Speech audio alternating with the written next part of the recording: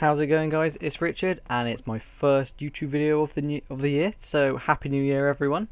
And one thing that Jagex has started off the year with is the behind the scenes January. It was actually pretty delayed. Like, it was about 5 o'clock here in England, where Jagex is based, and the behind the scenes wasn't even released yet, which I was kind of surprised at. But it is here now, and it's kind of a bit of a mixed month. But they start off the behind the scenes with a pretty awesome line where they say, "We love starting each new year with something large, and this year is no exception.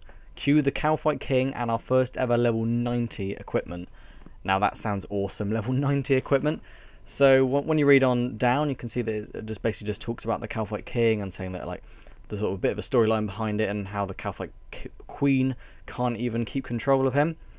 And then the first thing it says in the second paragraph is that in this brand new instanced boss fight, you'll need to work cooperatively with a group of high-level friends to avoid quick and ungraceful death. So this is our first ever group instance boss fight, if I'm right in saying, because I believe that everything else in, like, God Wars bosses, Corporal Beast, Nex, just all the bosses in the game, really, none of them are group instance. I mean, obviously there are things like the QED and the fight caves that are instance, but they're just for single player, so that's going to be pretty awesome. And it's just talking about how he's got a large range of potential attacks, keeping even the most effective team on their toes. So I think this has the potential to be a really awesome boss fight. But also the most notable thing they're talking about is this new level 90 equipment. Now what they say here is new level 90 weaponry focused around dual wielding melee users. I assume that they're kind of maybe aiming to focus this on melee users, because I don't think dual wielding's really been used that much. I mean, I personally use it a fair amount. I find it quite enjoyable, but I think some people just find it isn't as powerful as two-handed weapons. And things like they're going to be introducing things like offhand maces, longswords, and rapiers, which I think is pretty awesome. I don't know if this is going to mean that chaotic weaponry is kind of pointless now, though.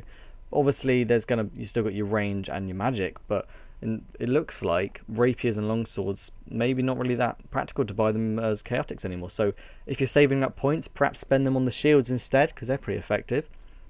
And also, just to add to all of the Kalphite King stuff, they're just saying that the Kalphite Hive has been massively graphically overhauled, as they're doing with a large number of the parts in the game, and they're basically saying that it's going to be perfect for Kalphite Slayer assignments. So I don't know if they're going to be changing the way that the Slayer mechanics work, but they have said that they're changing the drop tables to make fighting them more profitable, which is kind of good, because at the moment, if I got a Kalphite task, I wouldn't be that inclined to do it because there's not much money. XP is sort of reasonable, but I personally wouldn't be that bothered in doing it. So the Kalphite King seems to be the most notable piece of content this month, but the next item in the behind the scenes is Hattie Wolf and Friends.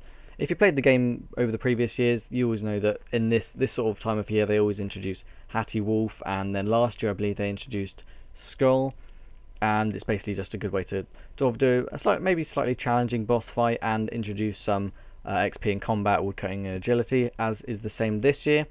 And they're saying that this year it's Hattie Wolf and Friends plural, which I assume means that not only is there going to be Skull, but there's going to be someone else perhaps.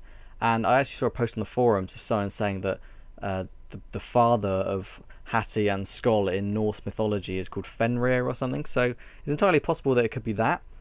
And what they've stated about Skull is that there's a rather interesting fire-making alternative to the traditional hack and slash techniques for killing, which is kind of interesting. If you played the Firemaker's Curse, you'll know that the end boss fight was a little bit more unique than previous boss fights, and so it's not just straight up combat, so that could be interesting. And there's sort of the damage there was more based around how effective you could be at lighting fires and things, rather than actually your base combat stats and everything. So that's kind of interesting. The next thing is something that I actually predicted not too long ago, and it's about the achievement diaries, or I think they're just called the task systems now. They're not called achievement diaries anymore, but it's the desert area tasks, which I think is kind of a large area to do all the tasks in. But when you actually look at the desert, there's not really much going on there, so I don't know how they're going to be able to do this. So they're saying it's just going to be the traditional 4 levels of skill: easy, medium, hard, and elite. And the elites are requiring things such as 91 thieving, which I think is pretty obvious. That's just going to be the top room in Pyramid Plunder. 89 crafting. I can't actually directly think what that could be. I'm not entirely sure what that would be, but I assume it's some things like that. And there's several things, and they're just saying you need to visit all corners of the desert, collecting items, visiting hidden pockets of the game world, and earning cool rewards. And they're just saying that the rewards are numerous, hefty chunks of XP, And it's saying the last line here says crafters, herblorists and miners will be particularly pleased with what we have planned. So that's kind of awesome, because herblore, very expensive skill, I don't have that much money. Mining, one of my lower skills, massive drain to train. And crafting, another one that's kind of one of my lower skills at 81 or something like that. And this time the item is going to be an amulet. Kind of makes sense, we've almost ran out of item slots. But I guess we've got a new item slot now, we've got the Scrimshaw slot, so that's entirely possible. And they're including some new daily rewards, rerolls to the Dominion Tower, and improvements to 2 of the older, more neglected desert weapons. I can't directly think what the desert weapons are, but I'm thinking maybe it's the Ancient Staff, the one that you get at the end of Desert Treasure, and perhaps similar things like that. I expect that will be one of the challenges, actually, is to go into that pyramid and change your spellbook. Honestly, wouldn't be surprised. And the final piece of actual game content is this demon flash mobs that they've mentioned. Now what they're saying is it's very similar to the way that the goblin flash mobs worked, which I wouldn't be surprised if not many people have taken part in that content, because it's very low level content. I honestly don't know how the mechanics of it work at all, but they're just saying that it's going to be pretty similar to the way that the goblin ones have worked, and that it's going to be sort of based around the gods and everything. And yeah, the demons are looking to strengthen their presence of their chosen god. So it's just, I guess it's just going to be some kind of interesting way of getting into sort of flash mobs and everything at a lower level. So introduction to bossing, like they tried to do with the goblin flash mobs. And it's also saying that there's new armor, which is equivalent to dragon armor, and that will also grant you increased XP when fighting demons, and an increased dodge chance when fighting the demon general. So I think that's kind of awesome. I mean, because at the moment, I personally think that the armor is way too defensive. There is very little in the way of armor that actually gives an offensive bonus, with the exception of void armor and the obsidian armor that you can get. And I think it's almost bad that it's so defensive based. I personally think that they should have like some crit bonus. And it's a bit of a shame that it's the way it is. And finally, there's your usual rubbish about the Squeal of Fortune and Solomon's General Store. And before I sort of just read over it, I don't think I'm even going to bother reading over it, but I just wanted to say that I think Squeal of Fortune and Solomon's General Store are becoming a much, much bigger part of the game.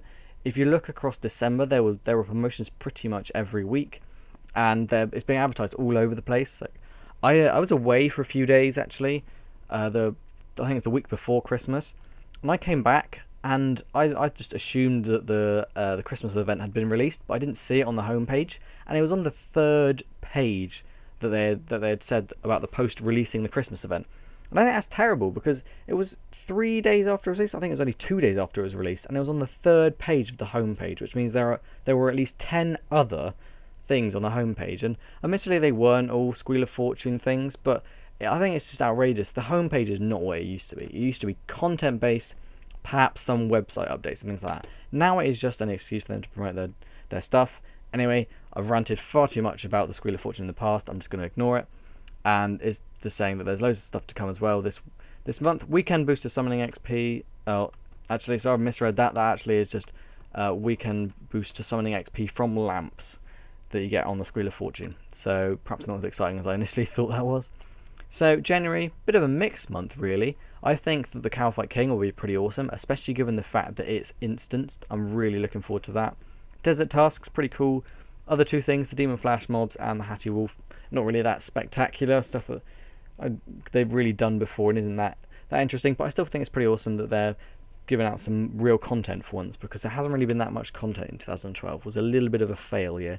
Anyway, thank you very much for watching, guys. Just a little heads up, I might not actually have videos for the next few days, because my headset is broken and I use the microphone on my headset and one of the ear cups don't work. I've contacted Turtle Beach, and basically I assume what's going to happen is they're going to take the headset away, check that it's broken, and they're just going to resupply me with a new one. But for the time being, that will either mean that I have to use a terrible microphone, but if I deem that the audio quality is like too bad, then I just won't bother, because they just won't be good videos to watch, and it might be a few days before I actually have a microphone to record with again. But anyway, thank you very much for watching, and I hope to see you again soon.